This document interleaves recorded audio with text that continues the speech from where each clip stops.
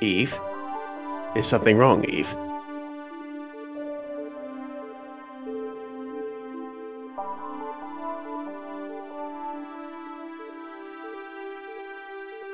It's nothing for you to worry about, Adam. Frank, continue today? Yeah, I think I can. Eve turned around to see the young man regard her in his perpetually aloof gaze. Calling him emotionless would be wrong, however, as his feelings weren't missing, merely suppressed. His design was such as to maximize his pilgrimage effectiveness. The angels didn't fool around when creating him. Though their effort would, in the end, be for naught. Yes, it was the end. It was the end, but for some reason, she couldn't shake an odd feeling of anxiety away. The girl with Gethel's eyes that Tendu Setsuna saved, Kugutsu Sorami, might still lead them to the future, somehow. Also, the young man himself. Sharing Adam's design, he was the result of a failed experiment to create a living god. Those two were the only anomalies in her scheme. Still, she could not go ahead and do away with them in front of the public's eyes.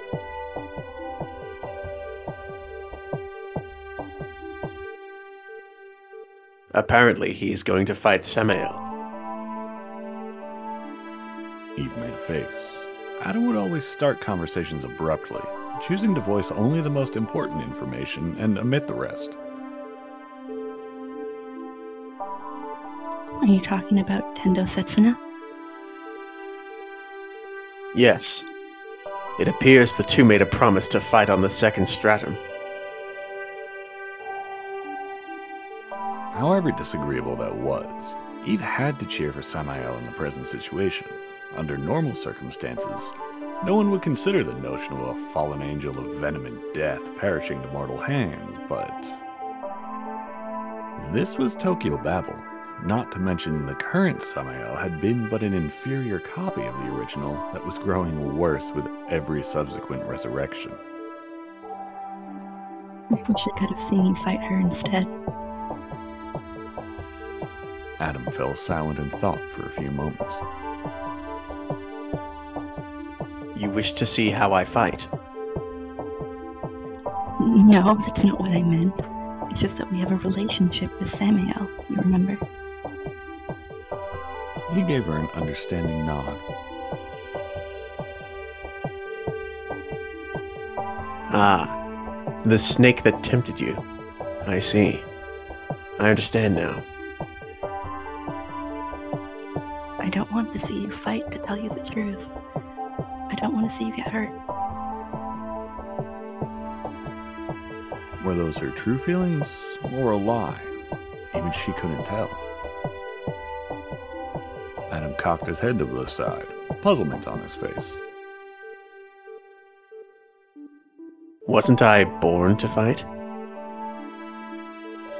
No, your objective is not fighting itself.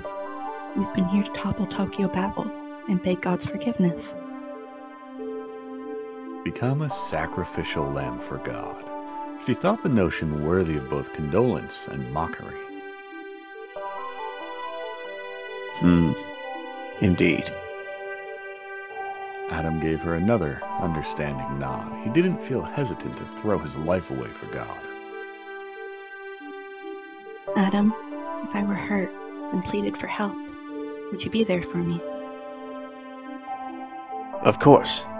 You are my wife, and I'm your husband. Even if it were God himself that did her harm. She couldn't bring herself to put the question to words. Thank you. Your words make me happy. And so she smiled to sweep the issue under the rug. Everything about them was full of deceit, a farce with naught but lies abound. Still, she truly felt gladdened by his words. That alone had been true.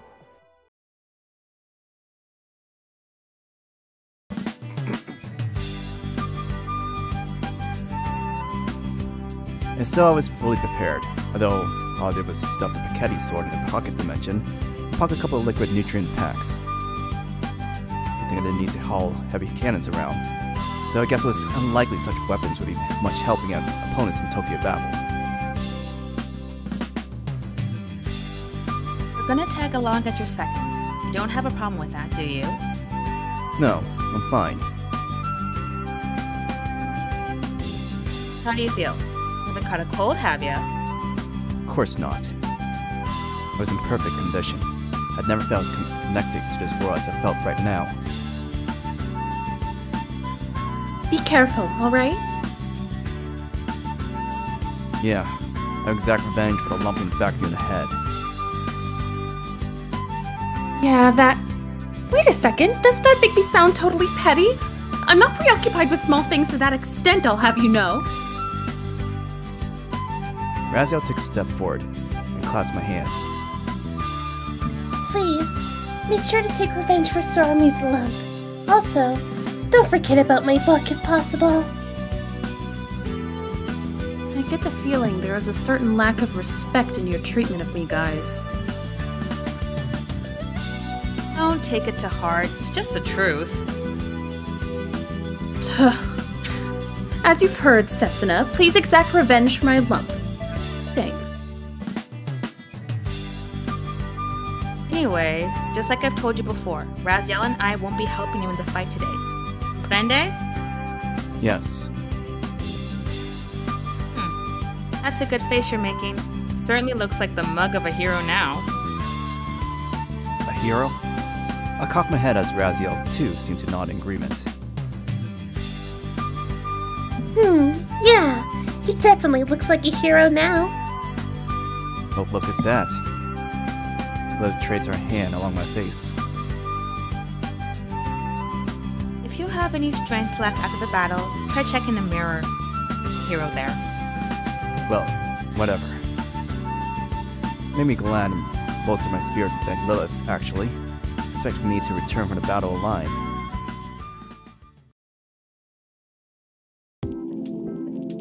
To my surprise, Lucifuge, Belial, Camael, and even Astaroth waited for us in front of the gates leading outside of Tokyo Babel. Don't let it plague your mind. We merely came to see you off. It would be a great step forward for all of us if you returned from the fight with Samael alive. Astaroth patted my shoulder. I only had 3 days, but I believe I drilled into you the techniques that should take an average man years to master. There is little sense in discussing raison d'etre when you cannot handle yourself in battle. You haven't slacked off during your training with others, have you? Lucifuge suddenly approached me too. Tell Samael hi from me. Then it'd be cool if we could share another drink sometime if she survives and all. You know that her survival would mean my death, right?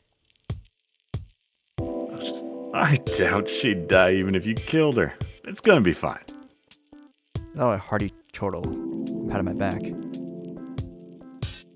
Don't kill over in a place like this, alright? I won't. Camael approached me last, clutching my shoulders in both of his hands. You have to defeat Samael, no matter what. I'll explain why now. Go ahead. That woman is thought to be the mastermind of the divine calamity. I personally don't think that's the case, but she's definitely involved in everything somehow. Wish we could capture and interrogate her, but, well, it's not so easy with the likes of her. Anyway, I'd like to ask you to win the fight in a way that would leave her fatally wounded, but still alive, so she can tell the details of the scheme as her last words to you.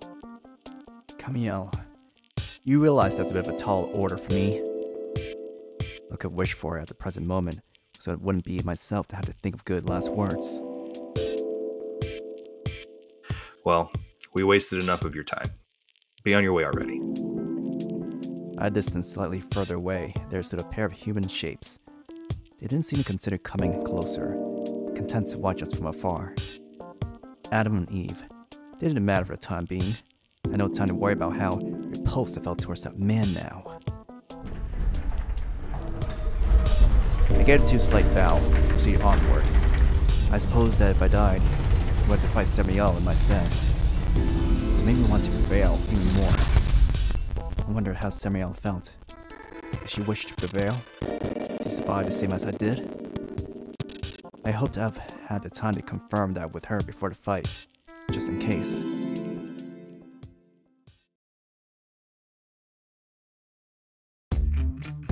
Sorami's face turned chalk white as soon as we reached the second stratum. Sorry. This is a little bit too much for me. I couldn't blame Sorami for staggering. The place reeked. It's not the still tolerable stench of mere garbage that filled it, but death, rotting flesh. It took barely a glance for us to recognize the place. It was a Tsukichi market, known as the biggest fish marketplace in Japan. The tumult that used to pervade its bustling streets long gone has transformed into a ghost town. Only one thing still stood testament to his past wealth, likely only due to Samael's twisted courtesy. Between the buildings and on the streets, the entire place was littered with countless bodies, mountains of dead fish. Sorry. I think I'm going to... Sorami covered her mouth with her hands, unable to fight the gagging reflex, and vacated the contents of her stomach. Raziel came closer to her and placed her hand on Sorami's mouth. I'll put a shield around you. Now the air should feel alright at least. Though, I can't do anything about the looks of the place. Phew. I already feel better. Just close your eyes and drink some water. Now, how about... I guess you'll be fine. I was pretty good at enduring bad smells. Still, too much of such a toxic miasma would have an adverse effect on my health. I ordered my nanomachines to promptly decompose whatever poisons entered my body. I think I'm kinda back on my feet, but God, I have no idea how you guys can stand it. This place is just off the deep end.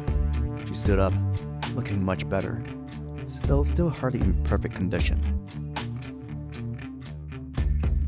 Think you can go on? Yeah, I think I'll manage. Her step was still wobbly, but Raziel left her shoulder. Either way, I actually hoped Raziel would protect Sorami from accidental harm during battle, so it couldn't have wished for a better formation. Now then. Samael, are you here? Then show yourself! No response. Samael, show yourself, please! Sorami's gonna puke again if you don't. Could you please leave me alone? Liar. Samael appeared from the shadow of the building with a sulky expression on her face, giving me a look of raw animosity. Liar. She pointed her sight at the three girls behind my back. You brought friends, not to mention 2 girls and a woman. What the hell? You think yourself a sultan with a traveling harem or something? You're a damn coward. Coming to fight me 4 against 1? How was I supposed to reply to that? Alrighty now. There's 3 things I'd like to make a comment on. First, the cutesy basilisk hiding behind your back there. Second, why you separate our group into girls and a woman? Who the hell is this woman you're speaking of? Finally, what in the hell did you just say about a harem? I have to agree with Lilith on that, especially on the last part. Isn't this just 3 timing? What? This makes it sound worse. Whoa, so he gets around despite going for that chase boy feel? As a fallen angel, I must say I'm actually impressed. My head started to hurt. Let me explain too. They just came to this place as witnesses. They won't interfere with our fight, nor let them if they wanted to. I can't stand them being here. I can ask them to leave. Sorry, I understand that much. I just thought I'd fool around for a little. I mean, it did kind of piss me off at first. Samael gave me a cold glare. I know what caused your ire, but I apologize. Well, whatever. If my basilisk bothers you, well, I guess I don't need him much anyway. The next moment, Sight sliced through her own basilisk's neck. The beast fell dead then and there, only astonishment twisting his snout. Sorami and I were at a loss for words. To display her childlike cruelty hit us like a hammer. Is it all okay now? Did you have to kill it?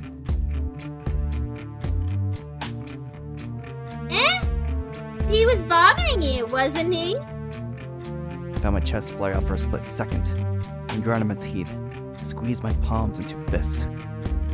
You could have left it alive. You were the ones who told me to do something about him. We ain't cuckoo enough to understand your messed up logic, Loon. Setsuna, I believe you know what to do. Yeah. I put the Ketty sword in the pocket dimension, and Samurai answered by readying his sight for a smile. Awesome! Let's fight! I wanted to say something, but I couldn't bring myself to. I carried Belial's message, but I didn't feel like talking to her anymore. The way she killed her own pet with no hesitation whatsoever irked my heart to no end. We were opponents in a deadly duel. It shouldn't have mattered what she did or did not do at this point. Indeed. Still, I couldn't contain my irritated heart. What is it? Why are you looking at me like that? I could hear a hint of sadness in her voice. Sadness? Why should be sad? It's nothing. Don't mind it. It doesn't matter. Let's fight, Samael! Yeah. She gave me a hesitant nod. That was a sigh of relief as I felt the three behind me take a distance. I didn't know why, but I myself seemed to feel sad about the whole affair. That sadness had now taken the form of irritation and anger. Fallen angel of venom and death, serpent of temptation. I, Samael, shall be your opponent today. To follow your example, the mock copy of a god, I, Tendo Setsuna, shall answer your wish to battle. Our words, like magic, dispelled the odd, thorny atmosphere that had overtaken the air. Forgetting my distracting feelings for now, I concentrated on observing the movement of her hands and feet. Her eyes suddenly turned to those of a serpent. Here she comes! The giant's sight shot at me at an ungodly speed, intending to cleave me in half. I tried parrying the monstrous weapon, but the shock as the weapon's clash pushed me backwards. No! Flung me aside! Then now a piercing metallic howl, the sight had jerked at me again. From a third-person perspective, the spectacle might have come out as stunning. A giant's sight, painting beautiful arcs through the air. Unfortunately, each of those arcs aimed for my vitals. I had to parry every single deadly swing to save my life. I had no time to admire the spectacle. The moment I stopped in my tracks would be the moment I had to say goodbye to my body parts. It pierced the air quick as lightning. It raged like a tempest. Still, it was all performance. Samael herself seemed to be fully aware of the fact, a mischievous smile coloring her lips. Performance or not, though, soon turned to a spectacle of death. It took but a pause to take a single breath. Don't you feel tired of swinging your sword around? Show me your beasties! Unveil them! I decided to answer her call, hoping to finally move on to the offensive. Oh, Avatar of Envy, may your balanced passion turn to spite and take your form in rotten chains that shackle all those you love! Roaring guts shot out from thin air as I swung my sword, pursuing Samael. Ah! Grotesque stuff! And I guess I should answer with my own. Sing your song of eternal love, Semiramis! I see it separate from the sight, restoring Samael's weapon to the stab, which she pointed at me. It seemed to have been hollow inside like a pipe, an odd liquid of sorts suddenly gushed out of it. I realized I had no time to dodge, so I opted to create a barrier around myself with air magic instead. Heading down the rotten chains on the ground, the liquid disintegrated everything it came in touch with in a blink of an eye, emitting some sort of peculiar gas.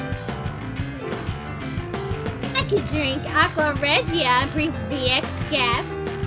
If I felt like it, I wonder how do you find their taste, mister? Be dead in a heartbeat. Well, actually, I might survive for longer than an average man. If I was really lucky, I might come out of the predicament alive, though probably traumatized for life. The oldest venom known to man, and air conditions that make even serpents cry. The hearty taste of them both. I appreciate the gesture, but no thanks. I ready a big heavy sword. Oh, Avatar brat! Blue flame erupted from my weapon, melting into the poisonous air, making the sky flare up in an explosion. Let's have a real fight outside! Samael shot up into the sky, crashing through the roof of the building like a cannonball. I followed her. Dark gray clouds that might as well be called black at this point, blanketed the sky. I wish I had your sword. Can I have it after you die? Samael insisted with a voice sweet and childlike. I would say it's fine, but it's not for me to decide it's not mine, but to ask the angels for permission. I see. Well, I guess I can just take it anyway. It'll be a memento of you. Not planning to become anyone's memories just yet. I kicked off the air and lunged towards her. Samael, meanwhile, discarded his staff and clasped her hands as if praying. Fiery serpents of bronze! A giant snake of flames manifested out of thin air with a tremendous blast of magic, following in its wake. It lunged at me, opening its jaw to swallow me whole. With no time to dodge, I had to counterattack instead. God of Flames! Hirokakasuchi! I uttered a key word, my body was overtaken by flames. If the thing swallowed me, I would of course die, regardless of whether I had my own flame to soften the experience.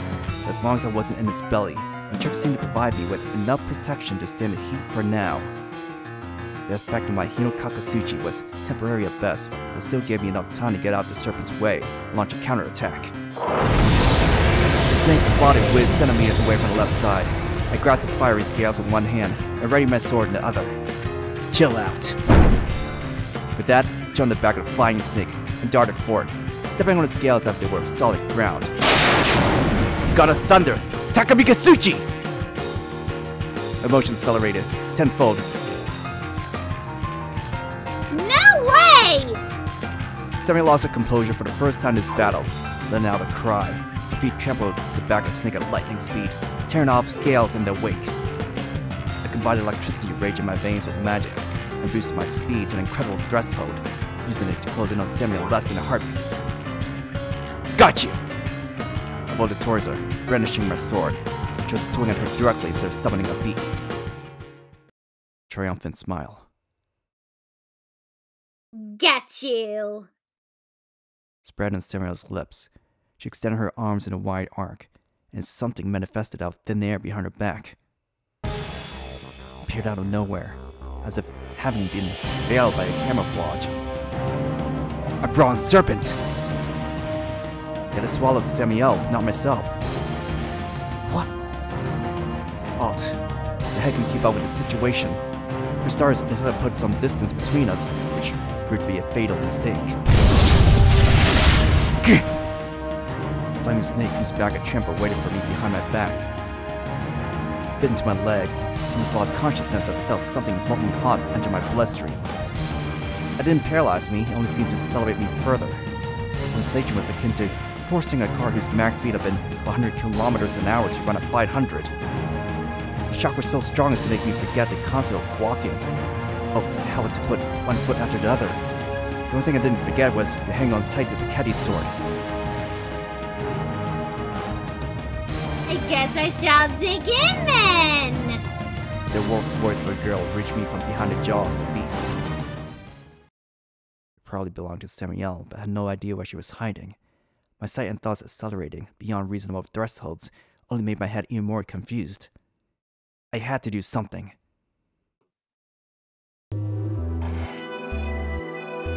We're finally alone together, mister.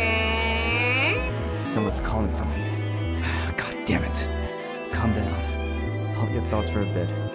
Right now they were only swirling in chaos with no concrete direction in sight. It didn't matter where this was. It didn't matter what kind of place this was. The only thing that mattered was that I was fighting Samael right now. In my present situation. God damn it. My thoughts still swirled in a loop, like a frenzied tempest. The speed of my accelerated brain and its refusal to slow down proved to be the very reason I felt unable to grasp the situation. A contradiction if I ever had one. You're in the belly of my serpent. If you don't hurry, you're gonna melt alive, mister. Something landed on me. The laugh reverberated across its fleshy walls. My brain proceeded to analyze the mechanics of the reverberation, but no, I stopped it. I had to slow my thoughts down somehow. Venom! Yes, Venom! Venom! I rallied all my Venom nanomachines together. I sent them to purify the poison that the flaming snake injected me with. Hey, mister. Is it okay if I bite you? Is it okay if I eat you now? A charming, bewitching proposal. A shudder ran down my spine, not from words, but from my own wish to obey them. I wished to melt, finally cease thinking. It would be wonderful. Finally be able to put those swirling thoughts to a halt would probably feel like being in heaven. Think for yourself. Whose words were those? Who? Right, a demon lord told me that once. Astaroth. He told me to think. If I couldn't quite grasp the answer immediately, he told me to keep thinking until the day I die. So, I decided to do so. Decided to ponder the meaning of my life, the reason I was alive, my raison d'etre. For a split second my mind grew clear, not letting chance go, in order for nanomachines to secrete the antibody for the snake's venom. Little by little I regained control over my mind. It's alright, isn't it? Don't you want it to, mister? I guess it's about time I helped myself. A long red tongue slithered out of Samuel's mouth. Wait. Still. A little bit more and... No. Samuel opened her eyes wide. Did you just say something? I see I managed to neutralize most of the venom in my body. I felt drowsy and numb, but I could finally move. Somewhat. No thanks. I don't want to become one with you, melt together, or whatever you're trying to do here. I myself, Tendo Setsuna. I should not become a part of you! I swung my Piketty sword at her, still prone. Due to my body still being quite numb, my sword cut the air at hardly half its usual speed. For if I managed to swing like normal, I would have separated her head from her body. Instead, she dodged my attack, suffering only a light scratch on my cheek. Putting some distance between us, she considered me with astonishment. The venom doesn't work? Are you kidding me? I extracted it from Mugand himself. Salsa dosis facis venenum. The dose makes the poison. Venom turns to medicine once your body accepts it. At least you don't die of an initial shock. If you manage to regain control of my thoughts, will likely be melting in the snake's stomach juices right now. We're in Tokyo Babel. The will to live has the power to cause miracles here. Don't lie to me, mister. I know your body is designed. You call these things nanomachines in your world, don't you? Little lift my ass. Sarah laughed my statement off, yet her countenance felt forced, making her words ring empty. What makes you think I'm not telling the truth? I mean, aren't you just like me? Her voice fell to almost a whisper.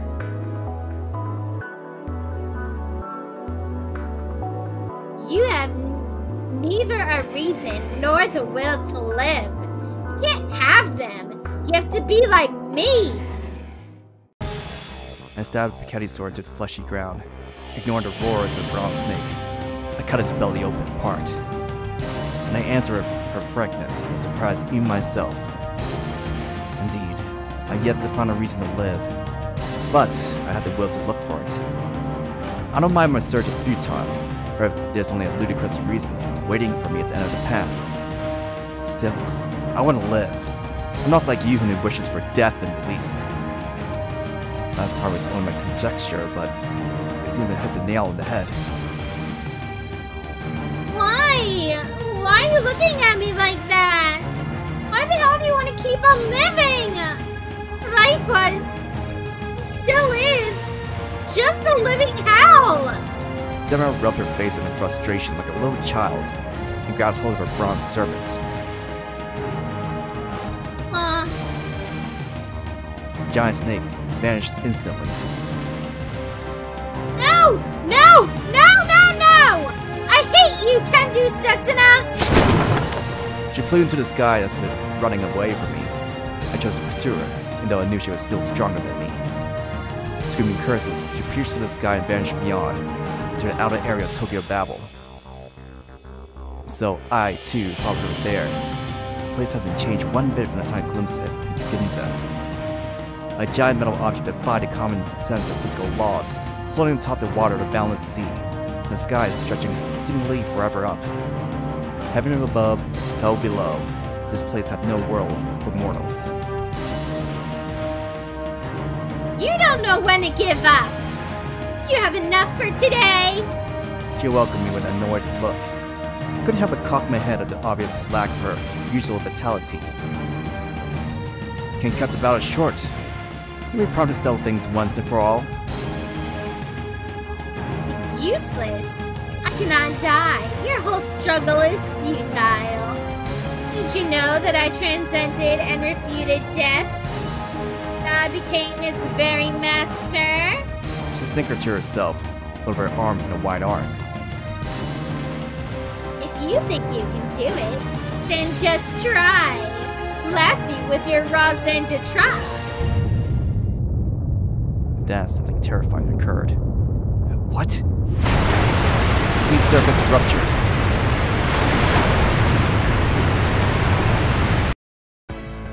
A giant wall of blackened barrel blocked the vision of my astonished eyes. No, wait. There was no wall. It was alive. Humans tend to be struck by all of explosive things larger than themselves. So I, despite being only part human, have been positively awestruck by the incredible sight. Skyscrapers, by huge were at least inanimate, and so humans could make peace with their grand existence. This thing that rivaled the highest of skyscrapers I had ever seen filled my heart full of terror with its mere existence. Leviathan! I grew more aghast as I heard her words. Leviathan, the giant serpent that ruled the seas prior to creation. A demon that could go toe-to-toe with Astaroth in his strength, though maybe he was more of a beast than a demon. David. I heard shouting and came to see what caused it. I certainly wasn't expecting to run into you, of all people, Samael. Samael regarded the serpent with distrust. Leviathan, I hope you didn't come here planning to meddle with our fight. I won't. I cannot interfere with your battle, even if the fate of the entire world depended on it. For such is the sin, punishment, and reward I bear for my continued existence. Right. Phew! Samael let out a sigh of relief. I very much felt like doing the same. Instead, I have something I must relay to you, Samael. Me? You claimed to have transcended, refuted, and mastered death. Is that right? And what about it? Samael's features grew grim. I couldn't comment on Leviathan's expression as I couldn't see his face. His voice was peaceful and deliberate, a hint of sadness and care, as he was trying not to prod Samael too hard. That cannot be true. That is impossible for you. What? What the hell are you talking about? The Samael I knew has long since passed away. I even fished her body out and gave her a proper burial. What?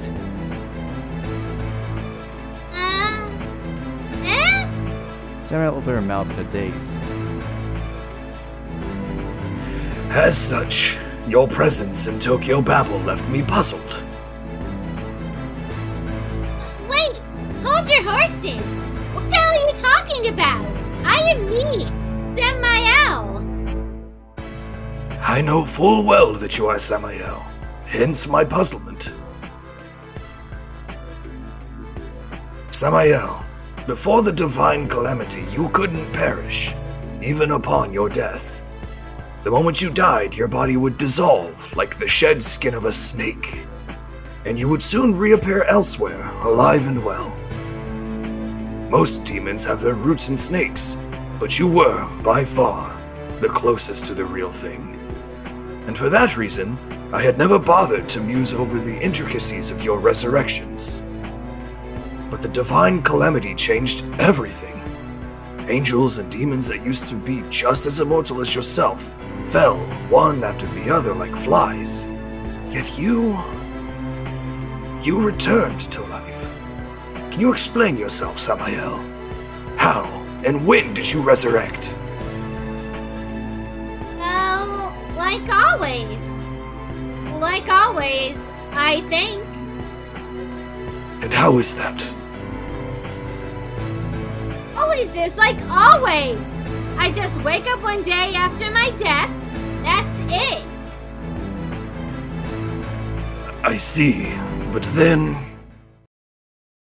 Looked like Leviathan's throat wiggled. There was something going on in his face above me, though I could barely make it out at this distance. Eventually, something landed down the ground before Samael and me. It was a giant split tongue, blue as an amethyst. There was something else wrapped within it. Was that a coffin? Samael and I drew closer to the object. Samael, pale to her lips, shivered like a small animal. Samael. No way. This is just a coffin. I'm not scared. Not scared. Not scared. Not scared. Her teeth still chattering, she opened her lid and peered inside. We gasped simultaneously. Inside the coffin rested Samael as promised, her countenance serene as if in the middle of a prayer. Only a crimson stain around the area of her heart betrayed her passing. It looked like she had been murdered.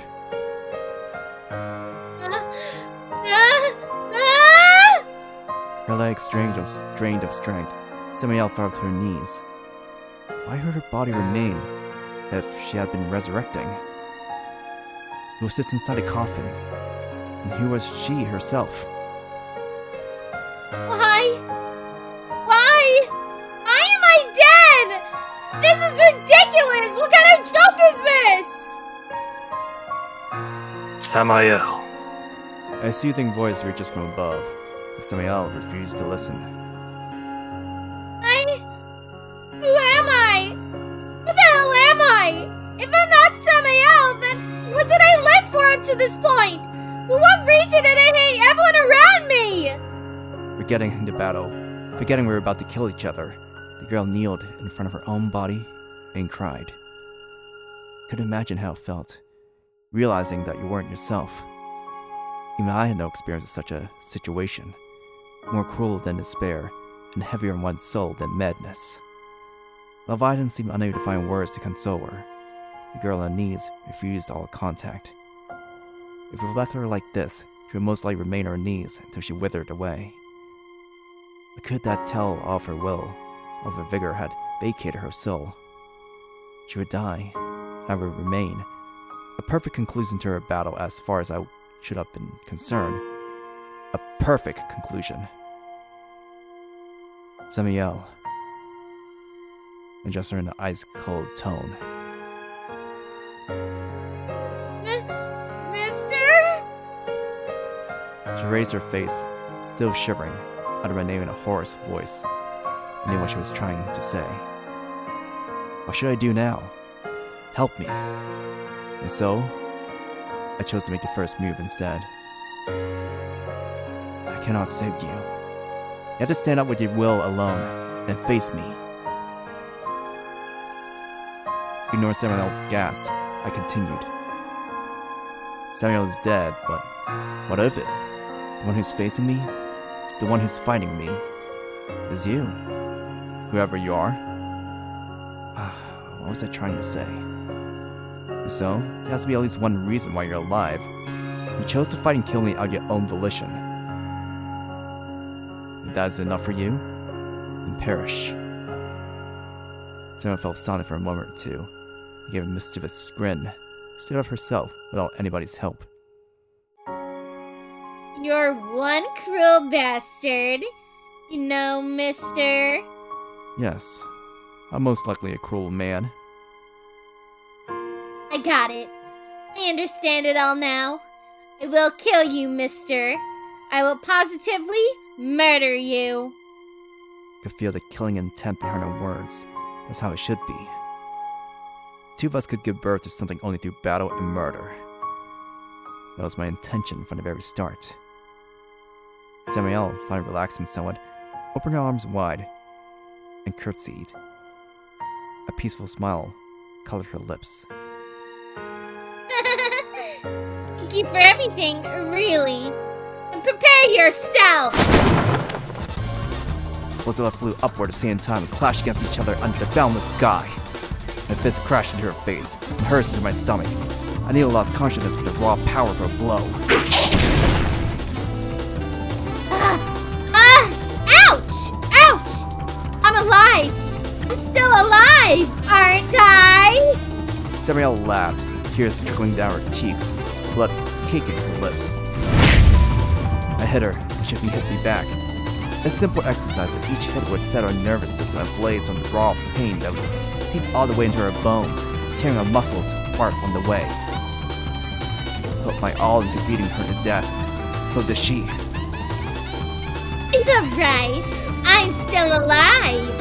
I love you, mister. So please, die already. No. It's you who died today.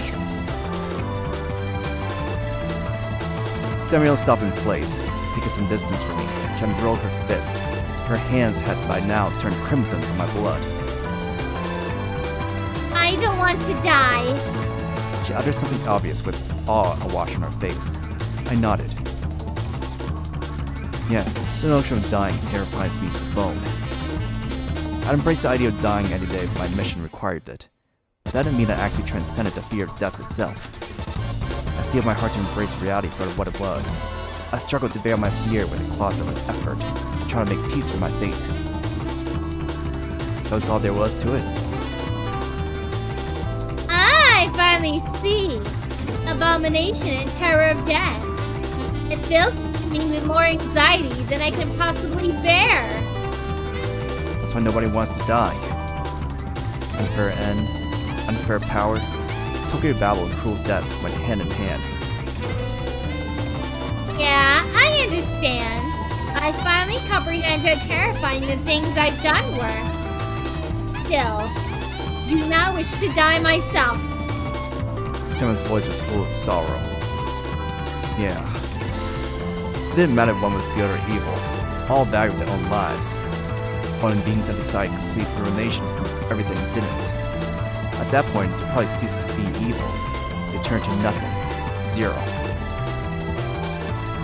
Even if I wasn't really Samael, there's certainly many things I've done as her. So, in front of you, I shall continue as the paragon of evil. Thank you. So, I will condemn you. Confessing herself evil, she faced my condemnation head-on, Samael was, without doubt, very much alive in the midst of battle. This is all I can give you. Samael raised her right arm into the sky. Her howl gave the air its midnight chill. The hounds cursed the sacred fruit. The cursed the land on his eternal throne. Their path forever paved by blasphemy and sin. My name hence be known as Venom. I poison both the days of creation, the days of the end. And so I shall bestow agonizing death to everything that lives. Giant scythe materialized back into her right hand. If you touch its scythe, you will die. If you don't, you will survive. It's simple, don't you think, mister? Yeah. The only safe place to touch is the shaft I'm holding.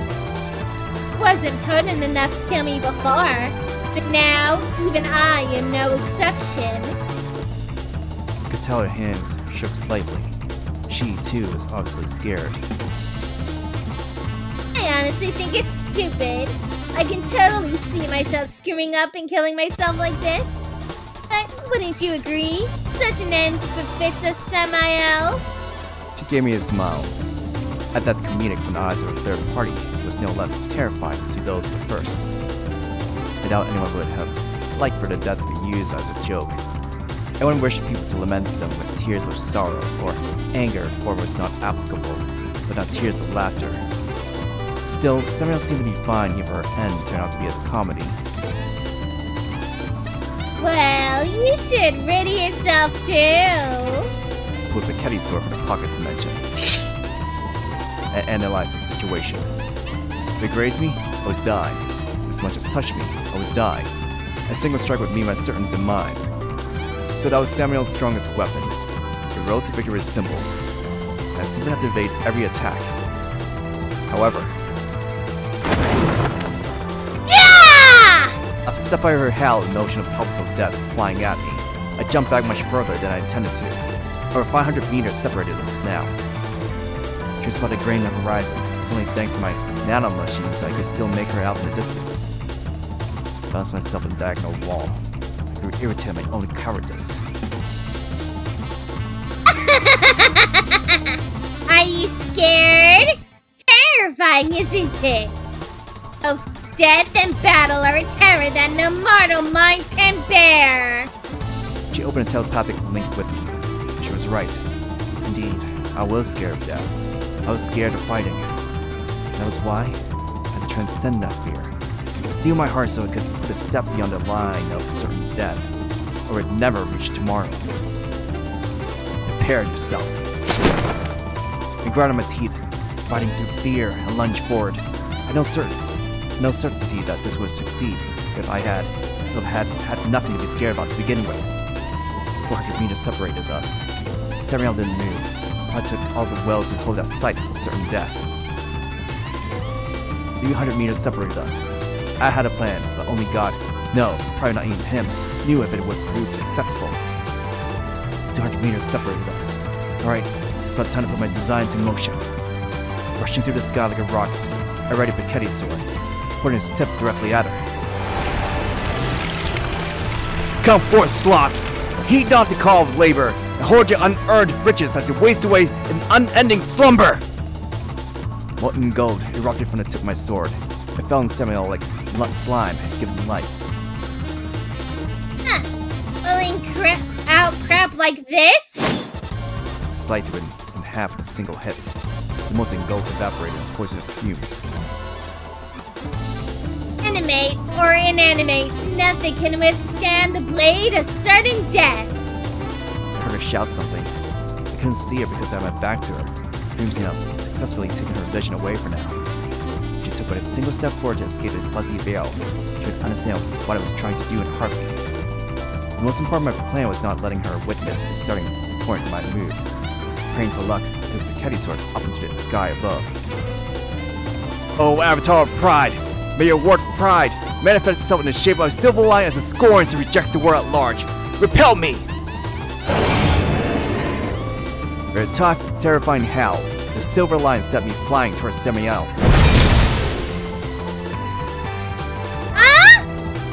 Incredible sight awaited Samael as he finally cut through the fumes. 200 meters separated us. Breaking the barrier of sound, I covered a distance in less than a second. But Samael was no regular being. In the split second available to her, she saw through it to action and consciously readied herself for a counterattack. The scythe flew through the air in a perfect arc, making a lightning advance. Yet still, even the most perfect of plans had an Achilles heel. Samael considered me with awestruck eyes as I popped in front of her, bosom like a ghost. Perfect swims never came in twos, were easy through thick. Now let my guard down. I knew she'd be able to counterattack if I lunged at her at a speed faster than that of sound. Even if under normal circumstances there was hardly a 1% probability for her to pull such a feat, I still believed she would make it. So, I proceeded my dodging maneuver. As soon as I saw the fingers clutching her scythe move,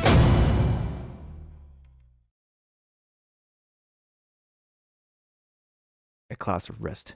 She jumped back instinctively, trying to pull her hand out. Next moment, her scythe flew into the air.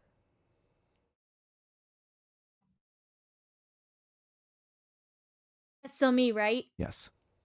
Okay. Didn't expect me to know Aikido, did you? Ah! Apparently, she finally realized that was her own technique, the one she showed me back on the roof. Wonder if that was why. She smiled as I flung her.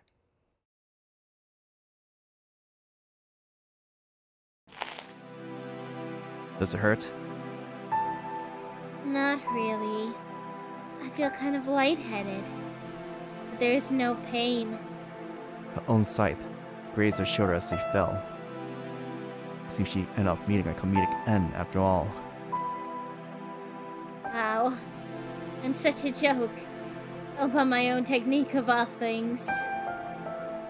Just a little bit too nasty of me to use it. Samuel gave me a nod with a smile. Totally. Too nasty. I didn't know you were a man of such poor taste. I can't deny that assessment. I clasped her hand. Are you sure? The venom might get to you. You were in my place. I know you would do the same. Samuel made a bashful smile.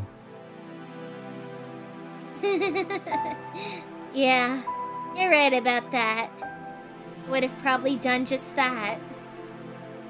Her hand was small and delicate. I felt as if I would crush it if I only added a bit of strength into my grasp. The hand belonged not to a fallen angel that traversed this world for thousands of years, but to a girl that had only been alive for a few, if even that long. Didn't someone's hand feel warm in a situation like this? I guess it should. Weird. Your hand's so cold. I can barely take it. I feel like my hand might turn to ice any second now. Want me to make it warmer? No, I'm fine the way it is. I don't like faking things. Everything about my life seems to have been phony. So, I want to at least meet a truthful end. Samael let out a deep breath, fixed her eyes on the distance of the deep sky. Leviathan, thank you. I have done nothing to warrant gratitude. Without you here to prove I was a fake, I would have never found myself and become the real thing. So thank you for everything. I couldn't quite tell the intricacies of serpent countenances, but I imagined Leviathan wore a mixed expression. I'm sorry, Setsuna. I forced you to go along with something dumb. Her expression took on an apologetic air. I shook my head and answered with a question instead. Did you have enough fun? Yeah, I guess. It was pretty fun. Putting my life on the line, fighting who made my heart race almost like I was in love or something. I see. Well, I might not have lived for long, but at least it got fulfilled in the end. Because my life wasn't that bad if you look at it that way, huh? I realized her legs had turned the color of ash. Was that the venom doing its work? Do you hurt? If you're suffering, then... To put me out of my misery? Don't worry. It doesn't hurt at all. Something like this wouldn't qualify as pain. And had nothing else I could do. Even what she had said to me was a lie. I didn't have the right to do anything with her situation, as long as she herself didn't wish it. Oh, you know, I wonder who I was in the end. Was I maybe some small spirit that got into her head? She became Samael somehow? No, you're definitely Samael. Really? Did you forget that none of the angels or demons had shown yourself to call you a fake or show suspicion at the way you looked? Yeah, now that you mention it, but I'm quite positive that the real me is the dead one in the coffin. I mean, Samael shouldn't have been this weak. I would have wiped the floor with you if I was the real deal. In that case, you're the same as me. You? You're probably a replica of Samael, that someone who needed to have the serpent among the surviving cast of demons made. Samael blinked a few times in surprise, then gave me an understanding nod. I see. It makes sense. I wonder how I failed to notice something that simple. It's not your fault. I doubt there's anyone in the world that would have normally suspected they are their own replica. Setsuna, can I ask you something? What is it?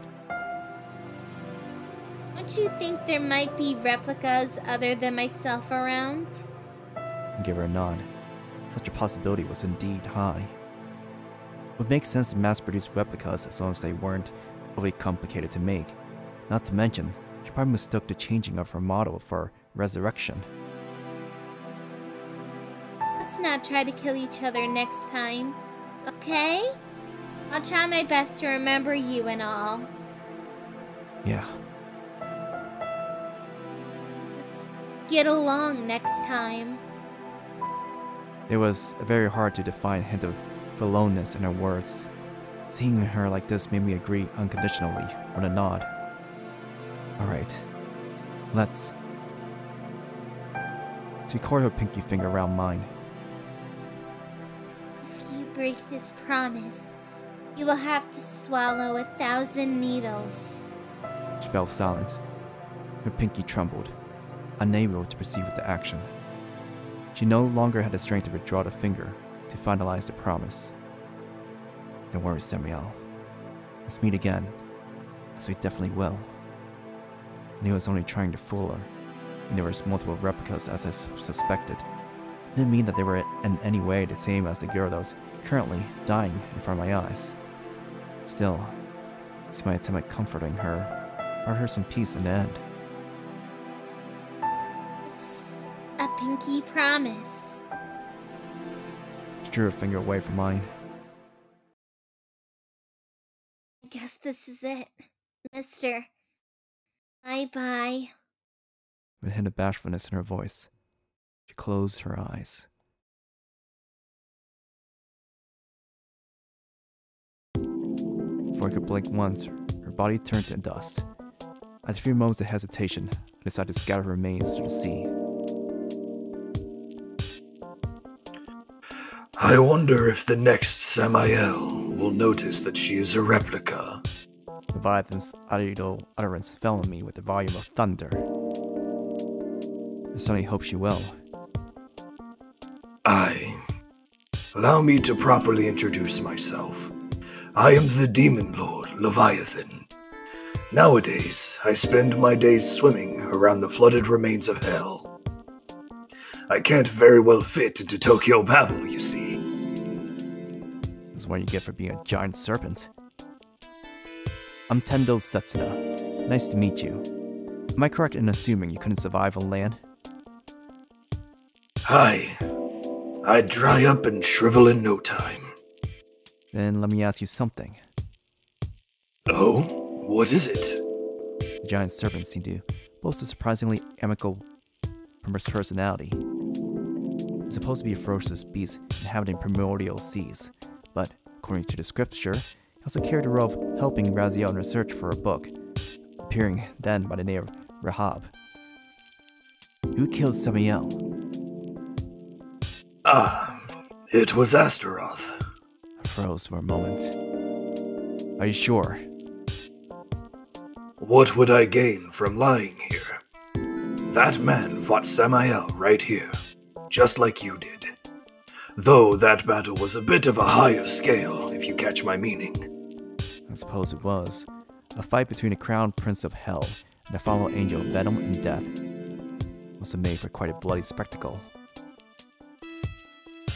In any case, Astaroth prevailed in the end, piercing Samael's heart.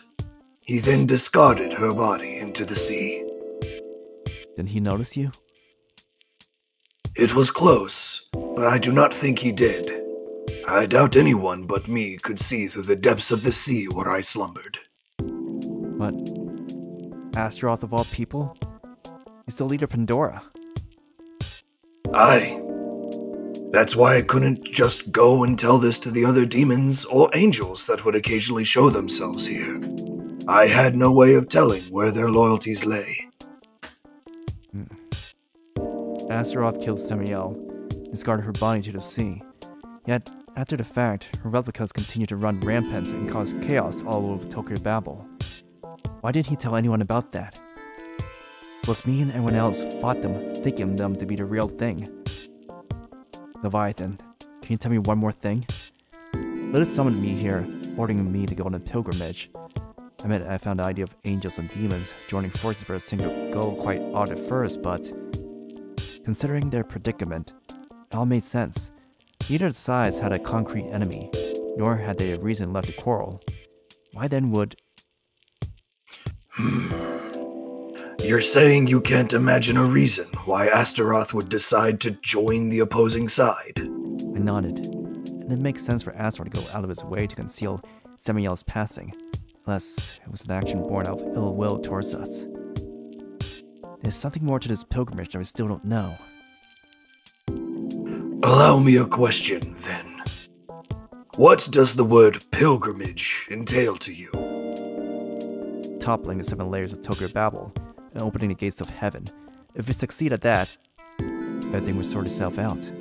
That was what we have been told. Nothing would sort out anything. Who do you think banished the angels from heaven and flooded hell? It was our very own creator.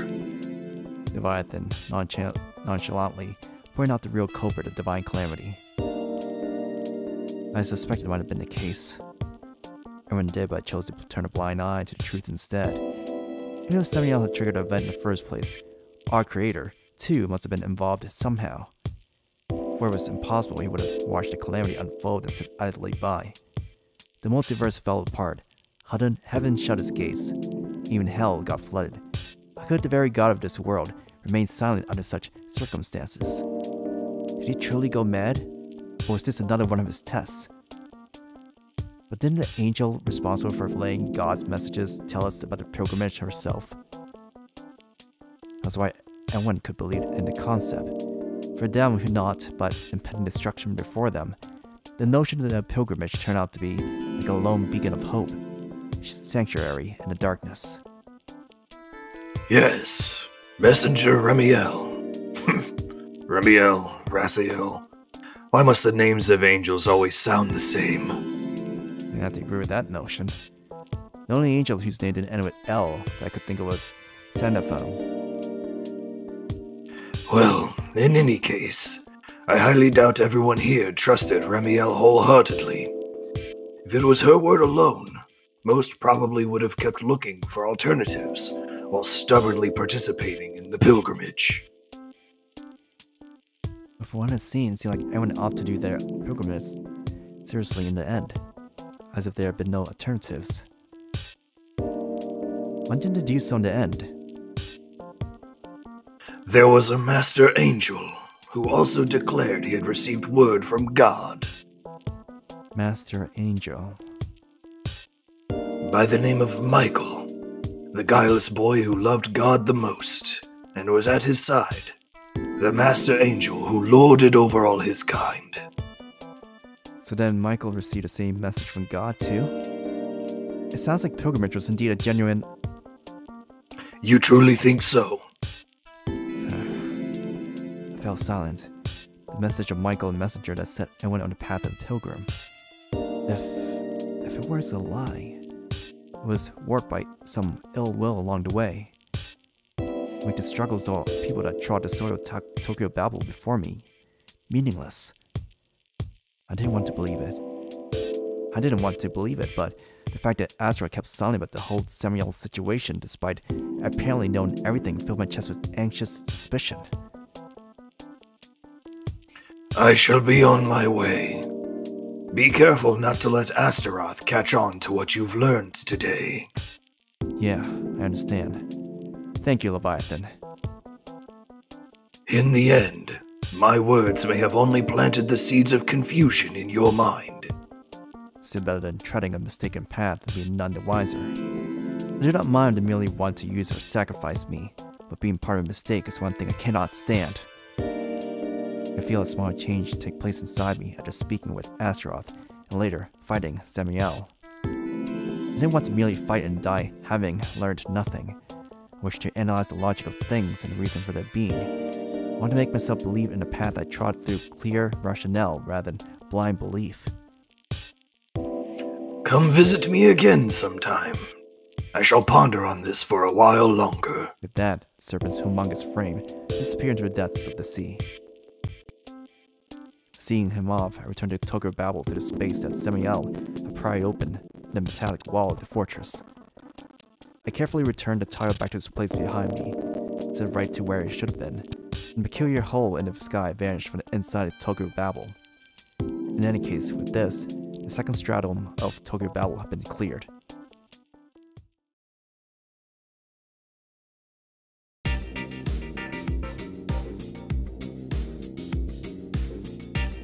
Here he is! Lilith strode up to me and coiled her right arm around the back of my neck. Welcome back. You sure can kick ass sometimes, huh?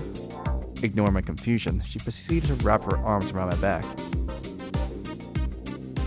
I'll give you a kiss as a reward. She stuck her lips out at me. No thanks, I'm just fine as it is. I pushed her forehead away, forced her eyes open with emotion. I'm gonna cry. So rude. Go ahead. You big meanie. She seriously proceeded to wail right in front of me.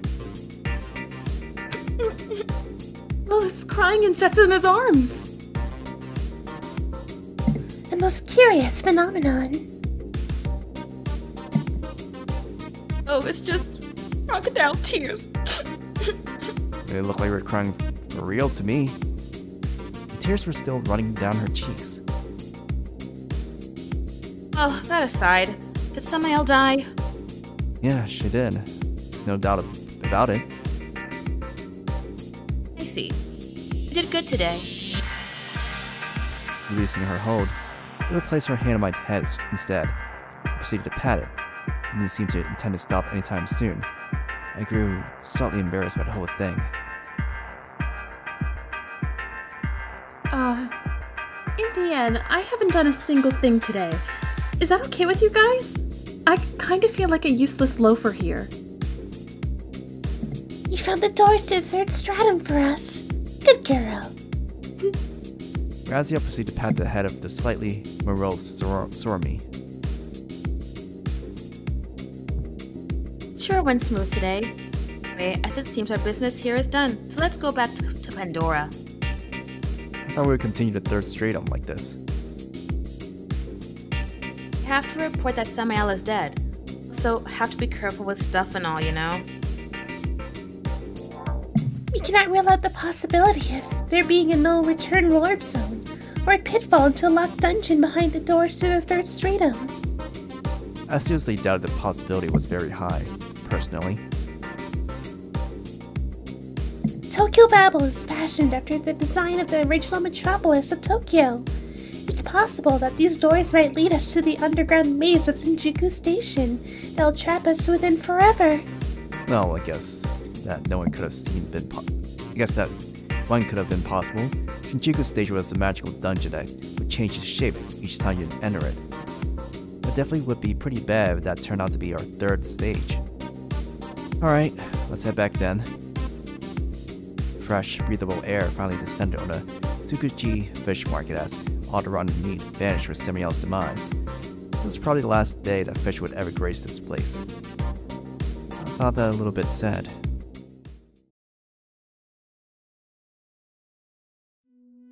A truly passionate reception waited for us as we returned to Pandora.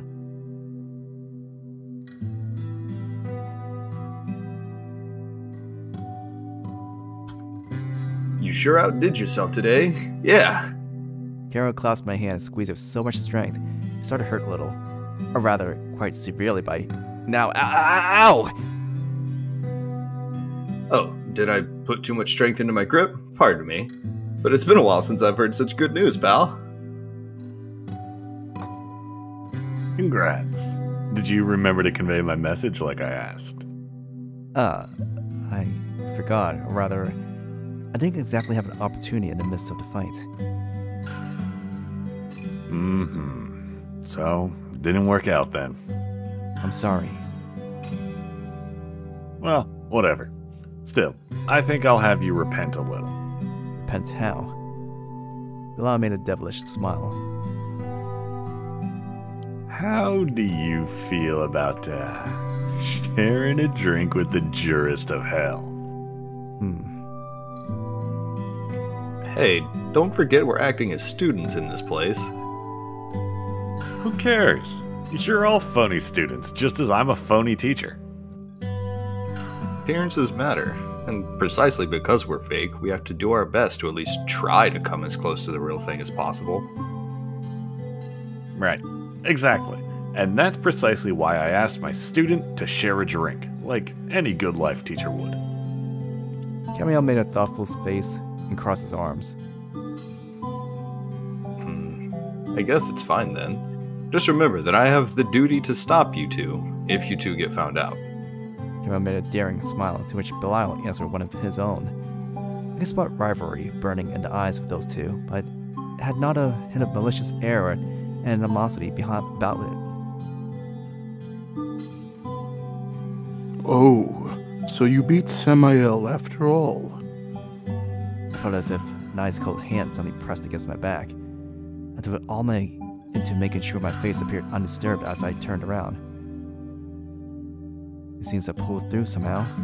No little thanks to you. Did you manage to glimpse over your raison d'etre in the battle? Did I? Maybe a little. I feel like it's still lying somewhere beyond my grasp. But now I, at least, glimpse of light guiding me towards it in darkness. Astaroth offered a surprisingly friendly smile and patted me on the shoulder. Wonderful. You've made the first step towards your bright future. I do not doubt you will overcome all the other hurdles that will bar your way. Showing not a hint of animosity or malice, he turned his back to me. What was he scheming? What was he thinking? For what purpose? As the world had a secret, something that everyone had exposed their backs to. The sobs Samael left me with a great sprout to a new wish in my heart, a wish to destroy that secret. It would mean a revolt against this world. It might mean a sad and cruel end for myself. Still, I decided to make it my goal.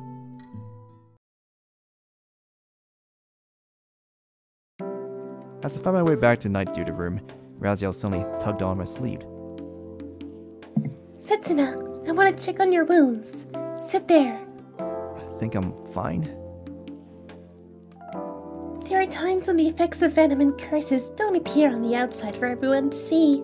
I'm sorry, but I'd like to inspect you more carefully.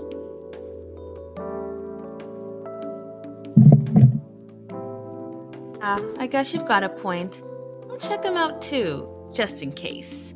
Well, I didn't really mind. Why are you two making groping motions with your hands, though?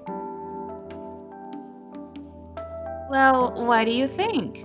We'll have to check every part of your body all the way from the top of your head down to your toes. I thought about taking a step back, but Raziel promptly circled around me.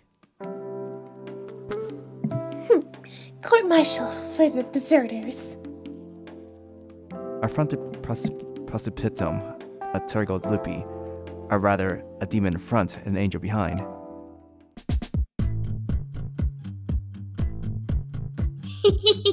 Give up, Setsuna. You came back alive today, prevailed, and for that we want to reward you with something. Bursting your Thanatos if you catch my drift. Lilith drew closer to me, a lecherous smile on her lips. I don't think I got that, but I'll leave it all to you, Lilith. Though she wore a puzzled expression, the strength she put into clutching my shoulders didn't waver one bit. Goody goody. Let's undress a little, Setsuna. What the hell are you talking about? Sorami, meanwhile, put out a digital camera from somewhere. Sorami? Oh, don't mind me. Just go ahead with your thing. She puffed out her chest proudly. I wanted to know more about that digital camera of hers and what was she planning to do with it? Don't mind me. I'm not here as far as you're concerned. Just smile and look at the camera. Don't mind my ass. I wasn't blind. Nice, Sorami. You sound just like the meddling director of a TV show. What's nice about that? Huh? Samael? Huh? Reflexively turned to a direction her finger pointed. Next moment, my shirt came undone. Huh? Are you serious with this? I was kinda only half kidding at first, but now you've pissed me off by reacting to Samael like that. Oh, I don't know anymore. Of course it did. How could I not? Huh? Lilith traced her fingers along my chest, the irritation transferring directly to my skin through her touch.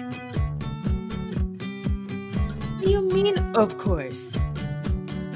I mean, we just fought her and... Tickled. What a cute moan we got from you there. I didn't know you were so ticklish. You got a problem with that? No, rather I'm real glad. Ready? I'm gonna see how long you can hold up before passing out. Yeah! Are we gonna write a fanfic of this? Let's write a fanfic. Sorami looked like a festive musician. I couldn't help jumping right into her party as she spotted passing by. I'm up for a fanfic! Sorami's idea seemed to trigger something inside our resident bibliomaniac.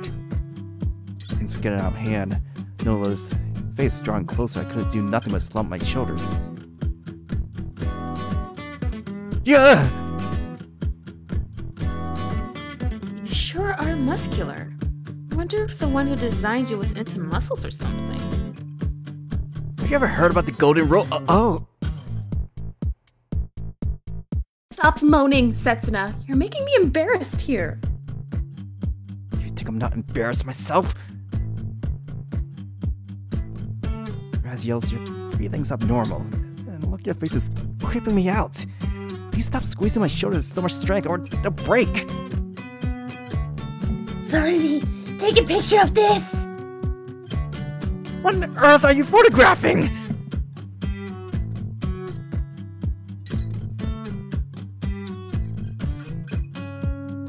I think what transpired later needed no explanation. But if I had to stress one thing, it was that my defeat wasn't total. I somehow managed to preserve my underwear.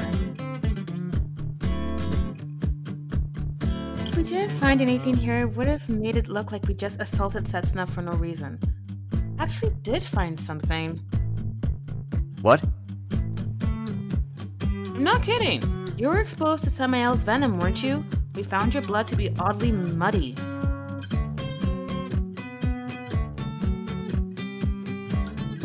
I gave you some of my own blood in return. It should purify your bloodstream in no time. Was I actually, like, seriously in danger? Thank you, though. I would appreciate you try to be more, less handsy-on when you do this next time. What way, exactly?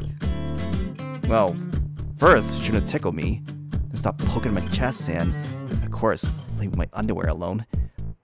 Those are the principal issues at this time.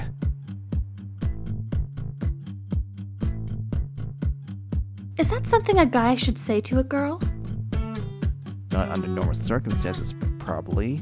But reality is just as you saw it. I got excited. Sorry. She wiped the sweat off her forehead with a handkerchief. There was something seriously wrong with her as an angel. Anyway, Belial's organizing something to commemorate your return, and it seems everyone's enjoying the party. Wanna go check it out? I checked my condition. The venom would probably disappear soon enough, so there's nothing to worry about on that front. As for my endurance, I guess I had enough to cover mingling with people. The issue rather was the state of my mind.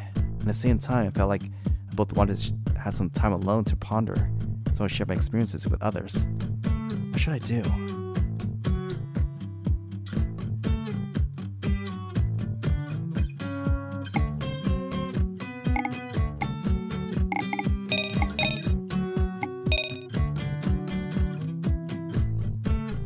Alright, I'll participate. Roger. Raziel, Sorami, you two are in too, of course, right?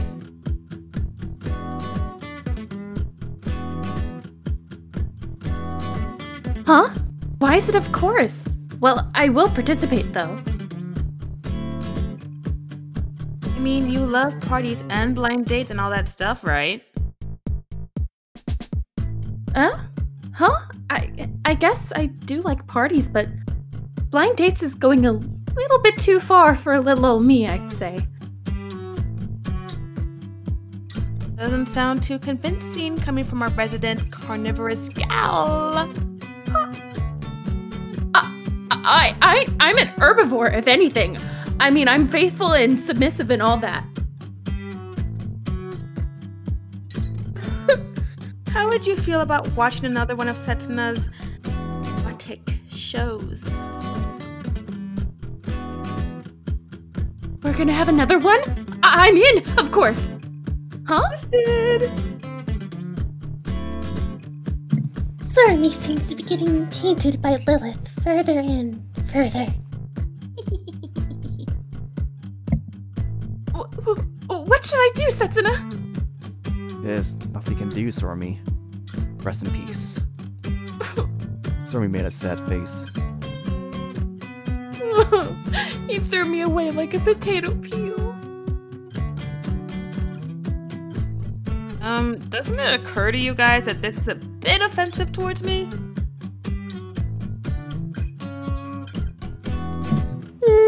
Nope. Rude. Not in the slightest. What part of it was offensive? Wow. And so, after an amicable discourse came to an end, we decided to head to the gym where the party was apparently already underway.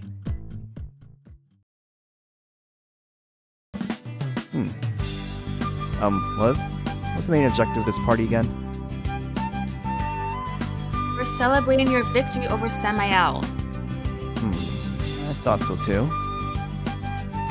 Doesn't seem like they're in a state to celebrate anything to me. The party apparently started early.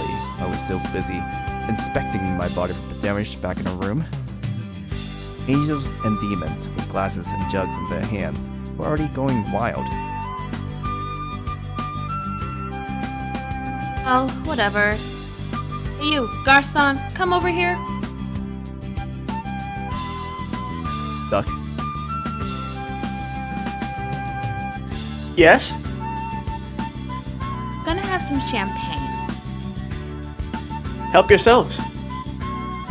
We'll hand each of us a champagne glass. Oh, it looks like liquid gold. Really cool. Alcohol is one of the greatest inventions of mankind. Was it Samael who invented it? If I recall correctly, Sweet talked people into making wine from grapes.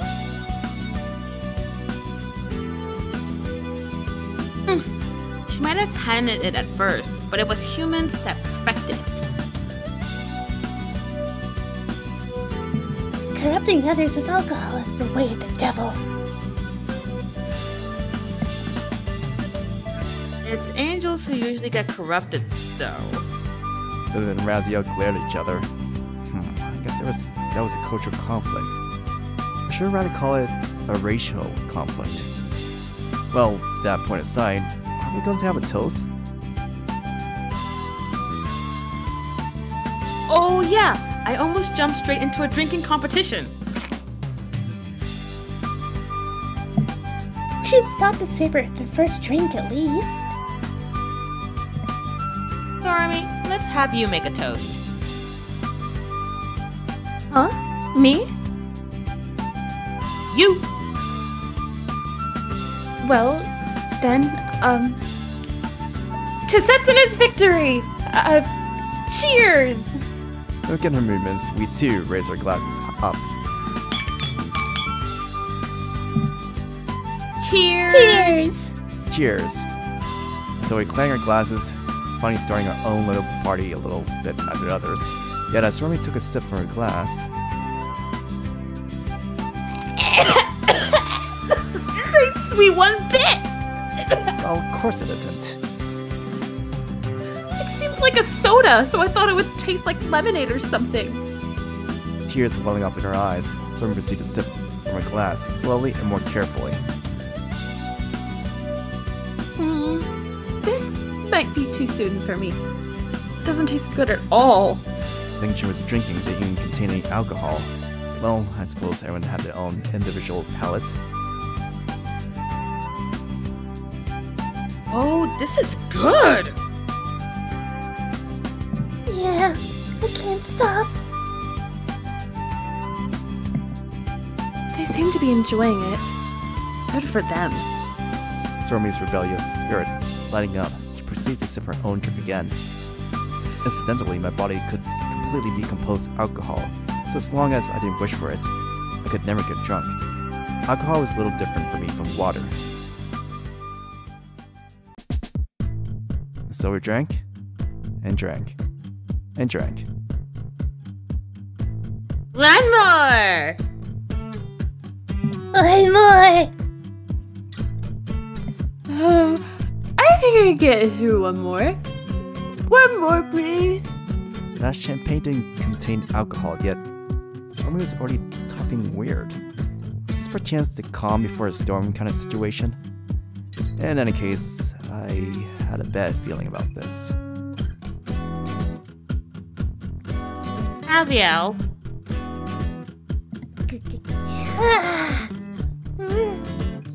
Someone call for me. Yeah, I did. I called ya. Hey, Lilith, where are you? Lilith had covered Raziel's eyes with her hands. I thought about pointing that out, but the whole situation was too sad, so I chose to stay out of it. I'm Lilith from right here behind your back. What? Mary's no grandma like you. Hey, you know I could gouge your eyes out easy peasy, gal. Sorry, I was kidding. You're forever 7 years old. You don't need to make me that young. I don't think I can qualify for an elementary school gal, really. Nothing can satisfy you. think this is an issue of satisfying me or not, actually.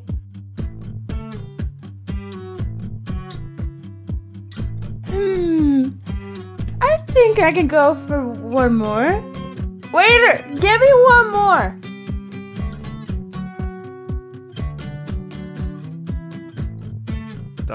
My pleasure. It'd be better if I had something to snack on the side. Let's get it go and make some. Hey, are you alright? Alright? Am I? Why are you asking me? Also, it's possible that you're drunk.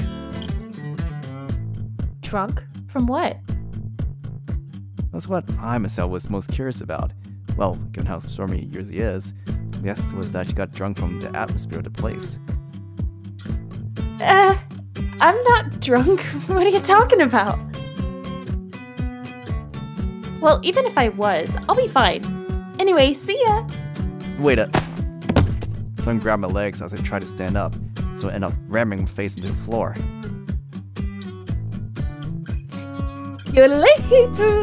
Whoa, I don't know why, but I got all fired up. Oh yeah, I'm gonna prepare stuff so potent it'll make the eyes of whoever tastes it roll into their sockets and their shoulders propel to the moon.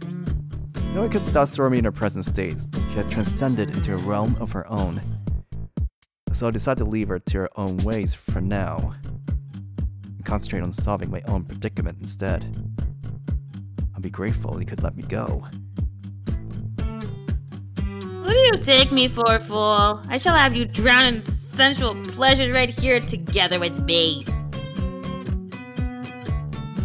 I have no idea what you're talking about, but don't leave me out!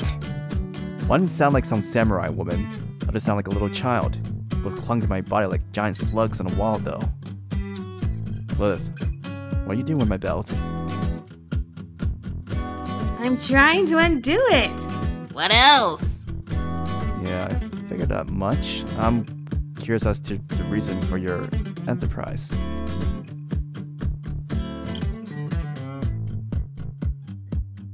I want to make love. A 100% straight answer? You want to look that implies I'm a fool for asking? Please tell me you're kidding. I think I read about this in my scholarly manuscripts. It's called an Amorous Congress, right?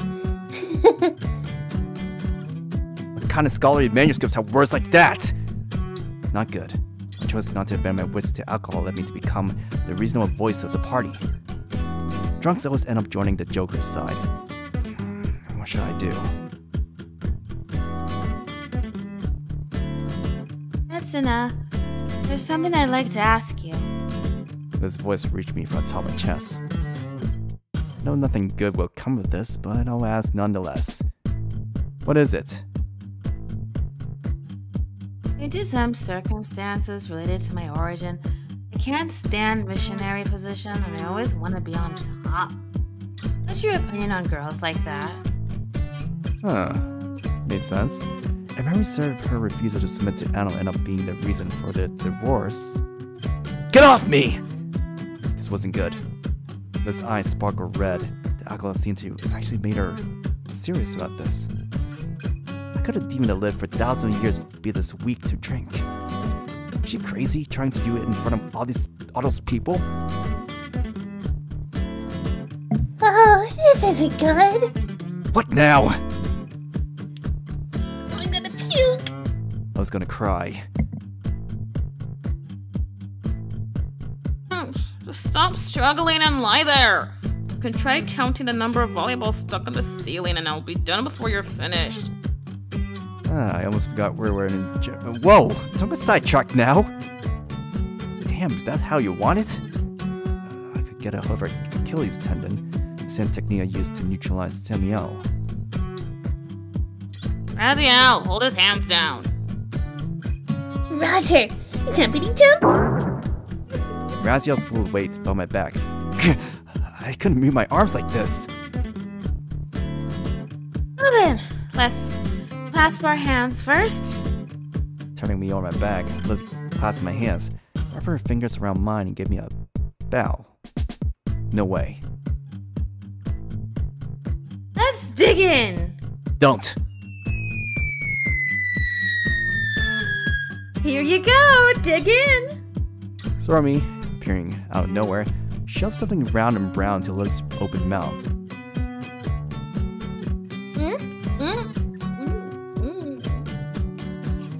This isn't bad. I just threw everything I found together and it still came out all right. Raziel, have one too. Huh? Goody! Right? I managed to escape my hold as Sorami distracted the two. Oh, Setsuna, have one too. Open wide. I opened my mouth out of reflex. There was a meatball in there before I knew it. Next moment it seemed like a hand grenade had detonated inside me. Setsuna, it seems you got the special one. Special one? What have you done to this thing? I mean, we're having a party and all, so I thought it would be cool to have something special. I stuffed some meatballs with loads of wasabi and chili peppers. The description alone turned my blood cold. No wonder it felt like a fire raged inside my stomach right now. It's unlikely it'd yield anytime soon. I can't feel my tongue. Oops. I wonder if I overdid it a little. Well, whatevs. Sorami sees another meatball with her chopsticks. Lilith, Raziel, we still have loads of meatballs left. Let's see if you can avoid the special ones. I didn't hear you that well, but as long as you're giving, I'm taking. With a prayer to God on our lips, let's dig in. As the three were busy enjoying themselves together, I suddenly snuck out of the room. Oh no, where should I go?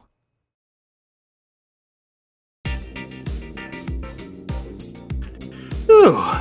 Hey you, little demon. Hit me with another one. Daigen Joshu again, aye?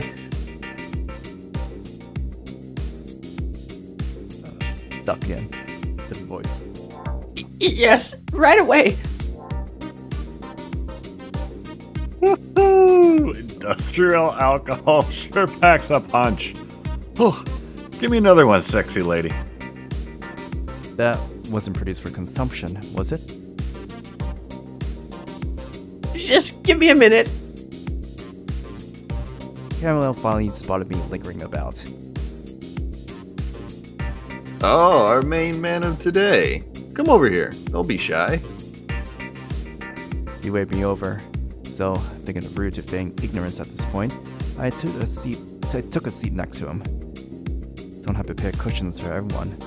Probably because the gym floor is pretty cold. The men seem to be enjoying their drinks and food to the fullest here, right now. Did you say you would stop him? Well, I thought about it and realized I was getting a bit too much into my role. After all, we're just phony students and phony teachers here anyway. That's a swift change of heart. This sake is great. Well, suppose the good news you brought made it taste better than it is. I have mixed feelings about Camael drinking booze with such a grin on his face. Probably because I didn't like the idea of Samael's death being celebrated. I drained my glass of champagne in silence, forcefully slowing my alcohol decomposition machines a little. This should make me a little bit, at least a bit drunk. Oh! I suddenly felt the world around me start to float slightly. That's probably what it meant to be drunk. Still, it seemed I retained all my faculties. This level of drunkenness shouldn't pose much of a problem to my bearing. Champagne? How about some sake instead? Then I shall have some. I took the cup from his hands and downed it in a single gulp. Maybe I went a little bit too fast in this one. The dizziness assaulted me with thrice the strength of before. Ain't you a kid? You won't be able to go far if you can't handle this much. Was that alcohol a devil's drink? Wine is an exception. You do know that Japanese sake you're drinking there? Really? Well, how sinful of me. Then I guess I shall repent. Camael claps his hands together, seemed to pray. In about 2 seconds, he was drinking again. Thought you were a little bit more serious a person. It's you who's out of line complaining about people when they're having a healthy drink. This one was a bit too cold. I think I should heat it up a little. Hot sake? I too like when drinks warm, actually. Is that so? Let me have your cup for a bit. He tore a couple of my hands before I had a chance to answer, then proceeded to insert his finger into the liquid, which promptly seemed to glow hot, vapor now trying to escape the cup. Here you go. I would rather you drank that yourself. I could have drank something he bathed his finger in. Well, if you say so. Whew! You know, you did amazing today, Setsuna. Thank you. I give him a vague answer. Something might finally change now. What do you mean? Our future that's been muddled and uncertain up to this point might have finally grown a little bit clearer. What are you talking about, fool? Belial, I've been drinking in silence up to now, suddenly entered our conversation. You do realize we still only got through the second stratum. You must be out of your mind to think that everything will go fine now on. Not to mention, it was never Samael who caused the divine calamity anyway. It wasn't her? Samael is a cunning fallen angel, not a fool. Why would she ever think of causing such a ridiculous thing? Then who do you think did? Belial cleared the amber liquid from the bottom of his mug in a single gulp, without changing the target of his gaze, continued. No idea.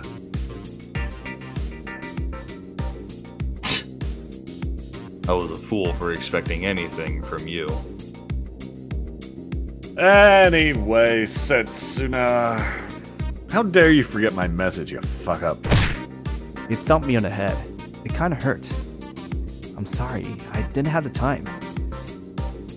I can't imagine that chatterbox of a fallen angel not to have a convo first before jumping into a fight. I had time to talk, but the whole situation was a bit too volatile and dire for me to convey your message. Huh. So, anyway, Setsuna, what do you think? Belial handed me a glass and made me drink it, probably. What did I think about what? Answering with a question to buy some time to come with a better reply. Who do you think caused the divine calamity if Samael wasn't the culprit? That's... Camael and Belial both peered deep into my eyes. I don't know, but I agree with the notion that Samael might have been manipulated by some higher power. Oh? And why's that? Camael, did Samael confess her sin right away before anyone thought of trying to pin the blame on her? Yeah, she did it just as we started doing our pilgrimages. She destroyed our first group of pilgrims and told the only survivor to lament her name. Hark, pilgrims of Tokyo Babel. Oh.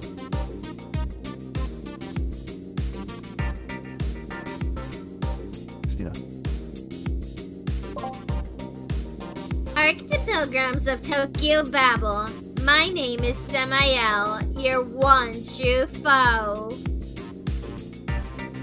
It was me who had led you all to this state of constant peril. Surprised? Yes, look at my face and feel your hearts burn in hate. If you think you have it in you, you the dead bodies of the masters that torment you as the ladder to reach up and drag me down from supremacy. Archangels, demons, and humans, you can come and behead me, split my body into two, or skewer my heart. I'll be waiting. So Samael officially became a rebel among the divine beings. The fact that she confessed is what bothers me the most. I have no idea what she was truly doing during a time when the divine calamity occurred. but she didn't have to go out of her way to reveal her sins to everyone. Well, she might have just wanted to get a kick out of the gaudy performance. I cannot deny that possibility, but in that case, there's another thing that wouldn't make sense in regards to her behavior.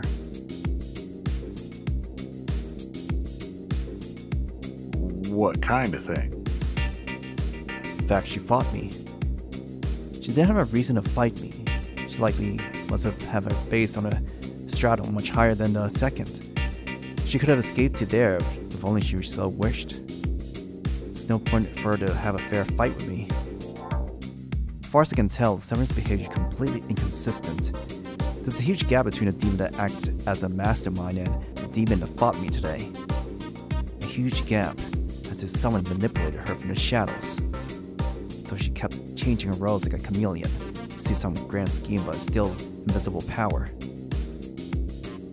Though, well, that's the extent of what I can tell at the moment. Empty my mug a single gulp. The more I swallowed, I could feel my brain shudder at the impact the alcohol sent through my digestive system.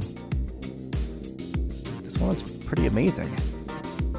I coughed a few times. The alcohol seemed to have turned my bloodstream into a river of magma. Was Belial drinking the same thing with a straight face? Consistency, huh? I guess we can't explain everything just by her fickle nature. Being fickle and being inconsistent are two different things, Camael. I know that much. But it's just, considering the alternatives makes my head hurt.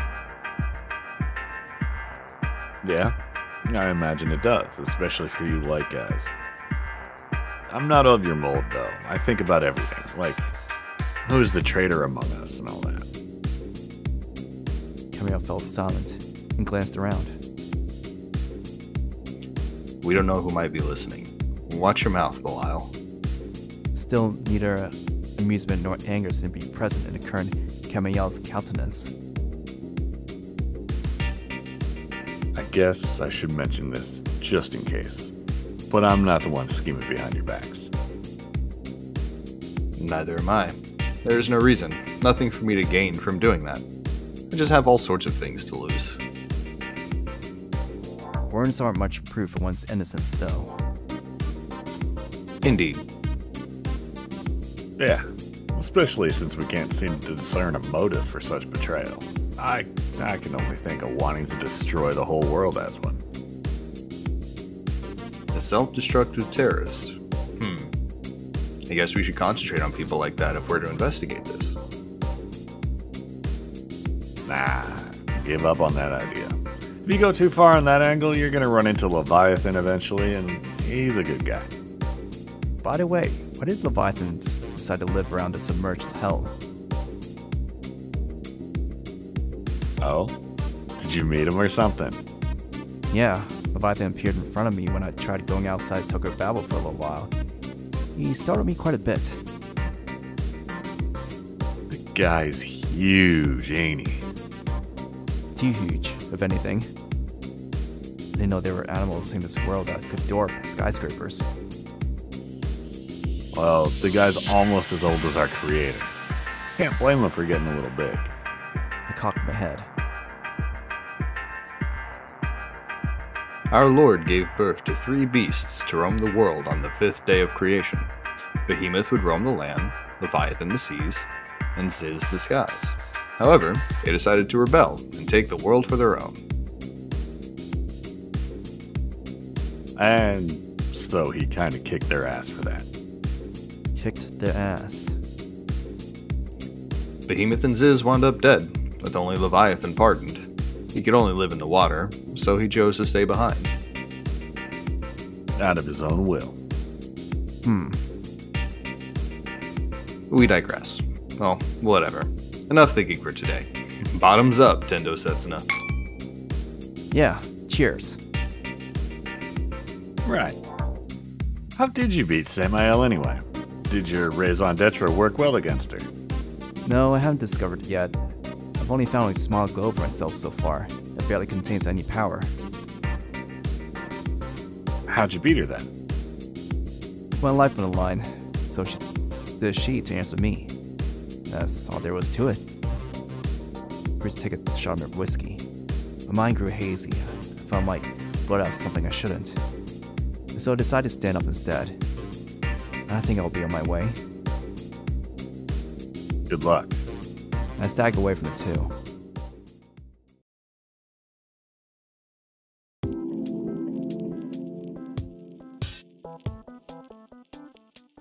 So, he hasn't discovered his raison d'etre, huh?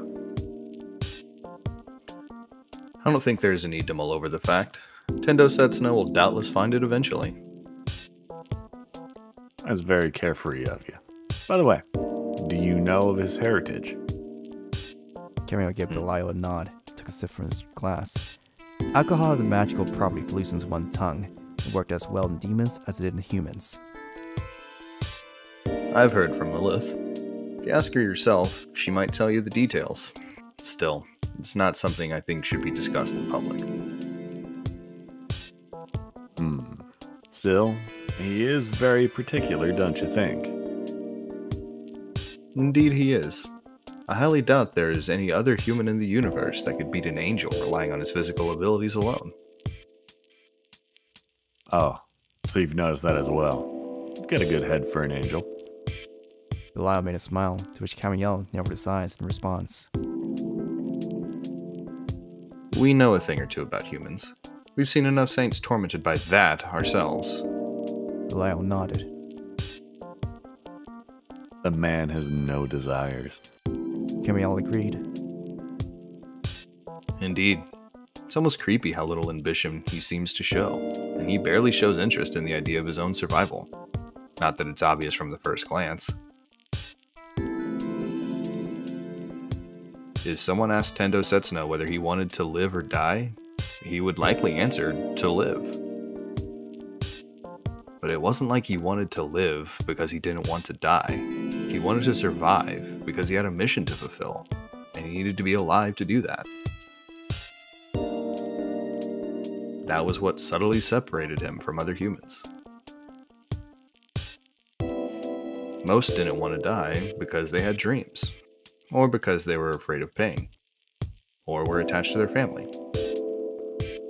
People would lament death for a plethora of reasons, but if you had to unify them, you could say that they didn't want to die simply because they wanted to live. If you died, you would return to nothingness. If you died, you would disappear. That was what terrified them, made them pray for survival, beg for forgiveness. But Tendo Setsuna was different. He wasn't afraid of death. He wasn't preoccupied with the idea of his own survival. He's like, you know, a machine. No, wait. I guess more like a program or something? Yeah. Once you put a program into motion, it'll run until it finishes its task. And once it finally does, all you have to do is close it down.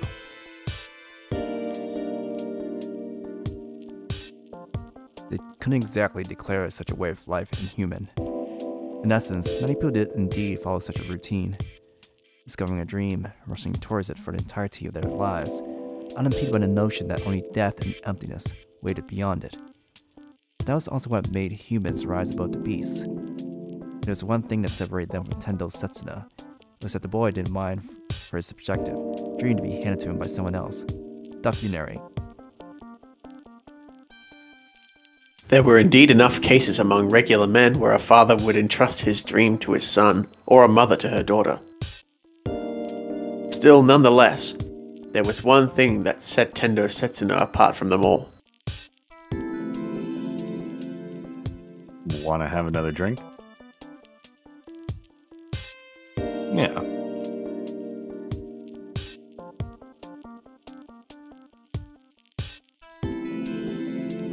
A boy who might soon bring a paradigm shift to their world. They saw him off with a toast of both a prayer and a curse, and ended up drinking until they both collapsed that day.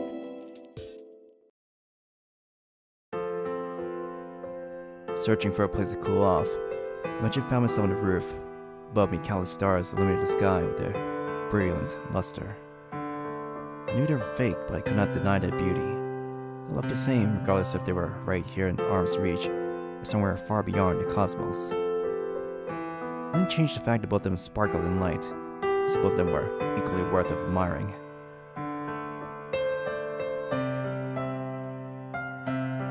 I bet that's what you're thinking right now. Don't get carried away by appearances. Be cool in the slightest. The girl's face peeked up from the roof's fence. It seemed she had been outside. Phew, the air here is perfect for cooling down after a drink. I'd say it's cold here, if anything. Ain't you a man? I'm sure you can handle a slight chill. Yeah, I guess we might as well use this opportunity to make the scene a little bit more romantic. She snapped her fingers, and clouds covered the sky. The light of the stars seeded the scene to the white of the falling snow. Snow. Romantic, isn't it? I gazed up into the sky. The steep canopy was now filled with countless snowflakes, descending down to the ground. Once here, they would vanish and reappear anew in the sky with no end in sight. The enchanting sight made my thoughts freeze for a moment. Lilith gave me a snicker. A gust of chilly wind hit me head on, waking me up from my momentary slumber. I'm cold. She listened to my honest feelings with a smile on her face. Try laying out your breath out once. As so ordered, I exhaled a breath of carbon dioxide to the outside air. Luckily, due to cold air, it turned to white vapor sent up into the sky. Merry Christmas, Mr. Lawrence? Who? It's not December 25th right now. Oh? You actually think dates matter in Tokyo Babel? Well, maybe not. So, it's December 25th, if I wish it so. It's Christmas. Little out of a light sneeze. You're cold too, aren't you? You're forgetting I'm the Witch of the Night, Master of the Dark. No, I mean, I can always see you're cold. You're shaking, you know? Your nose is running. Pure-blooded demons like myself don't suffer from runny noses. Just wipe it off. Through her handkerchief. Reluctantly, she pressed it against her nose. Oh, you weren't lying. I sighed and handed her my jacket. Huh? I know you well enough to tell you to go to pick atmosphere of your own comfort. Never think of stopping that snow. She gave me a small nod with a girlish expression I didn't think I had ever seen on her before. And I should go along with your atmosphere thing. I don't understand that well, but it's better if it's romantic, right? Yeah. Thanks. But are you sure? Lilith's fingers seized the jacket hesitantly. Might have been the snow, but she seemed frail, almost delicate today. Of course, I can take care of myself with nanomachines. That's not very romantic. Leave me alone. I get cold too. I fire out my nanomachines that order to raise my body temperature. As long as I could keep the area around my neck relatively warm, I should be fine. The snow continued to fall. I observed the enchanting sight absent-mindedly, never growing bored. You think this snow's real or fake? I considered a question.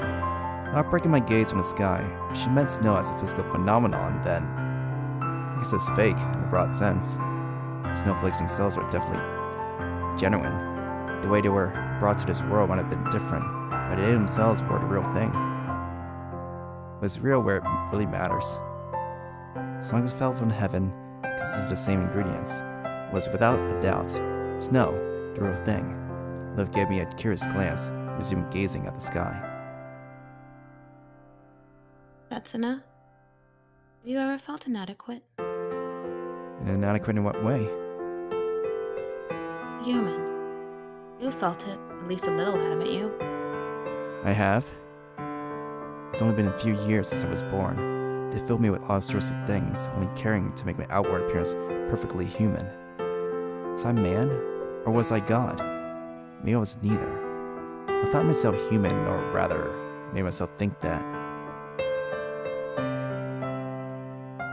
I'm just like you. Can't say I have never felt inadequate. No, but I am a copy, and I have never even met my real original self. She extended her arms to her sides and proceeded to spin around in the snow. I met your original? Yeah. The moment I was born, maybe appeared would be a better word, became a completely separate existence from her. Humans cry when they enter this world. I suppose demons should laugh instead. I'm not connected to the original whatsoever, because she, too, doesn't trust us, and is taking sensible precautions. Precautions against what? Against me deciding to take her place or something. As long as she is safe, she can give birth to as many of us as she wants. It's not a perfect power by any means, though. And I'm extremely weak. And... She stopped suddenly. I waited, but it didn't seem like she was planning to continue. And what?